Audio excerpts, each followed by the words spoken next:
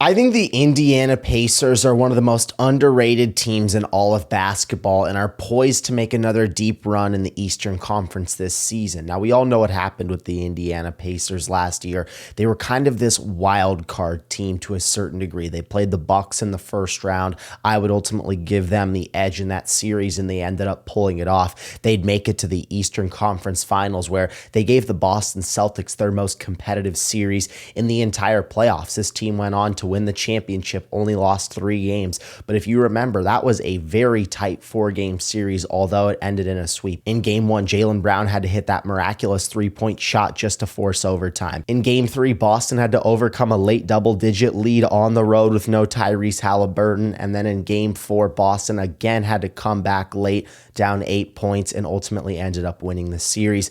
But I think Indiana started out slow this year. Not a lot of people were really giving them that same recognition because you saw the big threes that were forming in the Eastern Conference. Karl Anthony Towns and Mikal Bridges would end up going to the Knicks. We saw Paul George go over to the 76ers. The Pistons have had quite the incredible season, but at the end of the day, nobody is ready to give any credit to the Indiana Pacers, and that's why we need to have this conversation right now, because I believe that this team is flying underneath the radar. They've been red hot since January 1st. They've had one of the best records in all of the NBA. They're 31-13 since the new year. They have the 4th best record in this time period, only 1 game back behind Cleveland, 2 games back behind Boston. And then, of course, you have OKC at number 1. But that's legit stuff right there. I think this Pacers team, now that they've fully kind of hit their peak, they finally are reaching their heights offensively. Tyrese Haliburton especially is finally reaching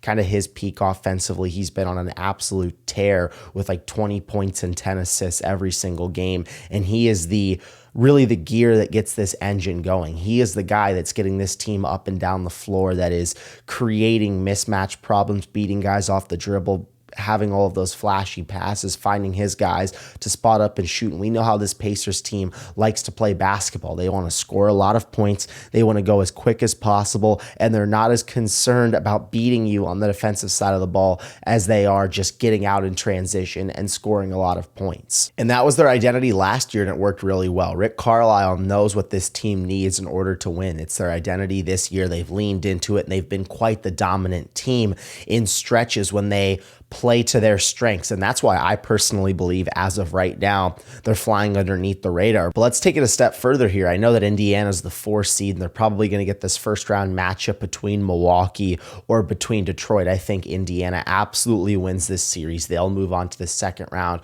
where they will probably face Cleveland. Now, this is an interesting series to me here because Cleveland defensively is great. They've had an unbelievable season. We all know what Donovan Mitchell, Darius Garland, and Evan Mobley can bring to the table when they're all firing at their peaks, quite frankly. And I just believe that it's going to be a tough series for Indiana, but I'm not ruling out them giving Cleveland a run for their money. Like, quite honestly, I think this Indiana team can absolutely compete with Cleveland and make this a 6 or 7 game series. With what I've seen from Cleveland over the last 12 games, they're 6-6 throughout this stretch.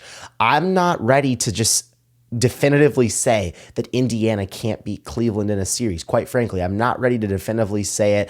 I can't say that they're going to beat Boston just because Boston is the true measure for every team, and Boston did beat them in 4 games. I was impressed with how Indiana played them. They might be able to get 2 games off of them if Tyrese Haliburton is healthy, but I just think Boston is this unmovable force in the Eastern Conference that I don't think any team is going to be able to beat. But in terms of Indiana getting back to the Eastern Conference, with their path being through either Milwaukee or Detroit and then Cleveland and then getting to Boston, I think they can get back to the Eastern Conference Finals. I really do. I think that this Pacers team, when they're firing on all cylinders, when they're playing their style of basketball, when Tyrese Haliburton, more importantly, is scoring the ball, he needs to show up in the big moments. He really needs to. He'll sometimes have performances where he impacts the game in other ways, but he just doesn't score the ball enough. He's going to need to be a contributing scorer if this team wants to have a legitimate shot at making the Eastern Conference. But I really don't think there are enough people talking about this Indiana Pacers team, quite frankly. I know it's popular to talk about the Lakers, or I know it's easy to talk about the Celtics. I know it's easy to talk about this team because they're the big markets, 2 of the best teams in the NBA, but if you take it a step deeper here, I think that this Indiana team is really, really dangerous, and they're absolutely capable of making it to the Eastern Conference Finals. And I'm going to say it here. Ladies and gentlemen.